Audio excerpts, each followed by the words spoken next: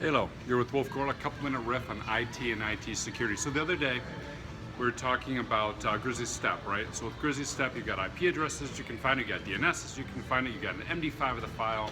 And of course, someone said, wait, isn't it really easy if they got a PHP shell to change to the MD5? And as a matter of fact, it is. We're going to talk about that. But the real tip for you guys is hashing is really only good to catch the lazy attacker, right? To catch the attacker who hasn't taken a step to modify the file. And you may think, well, why are they lazy? Why do they do that? Because we didn't look for the MD5 hash, so they don't need to. The reason why, if you take a PHP file, it's incredibly easy to change the hash is something in cryptography called the avalanche effect. What the avalanche effect is small changes in bits should have an avalanche change in the overall hash, right? Because the goal of an MD5 hash is not to say, is this file this file? The goal is to say, this file is significantly different than this file and show it in that hash value.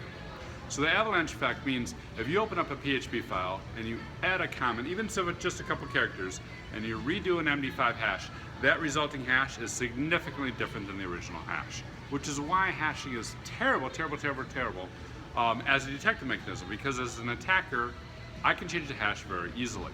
Now you may say, well, then why do we use hashes? Maybe we should just go away from them. Is there anything else better? There was a move a while back to look at different hashing values, such as ssdeep. And what they do is, it's the exact opposite of the avalanche effect. MD5 is designed to be significantly different from hash to hash based on small differences in the file. These other fuzzing hashing mechanisms are the exact opposite. They're designed to be very similar if the files are very similar.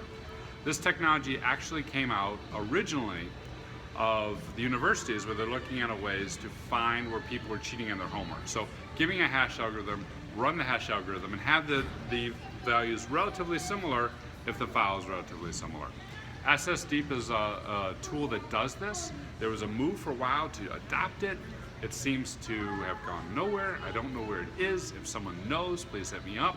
So we're back to MD5s because it's ubiquitous and everyone uses it.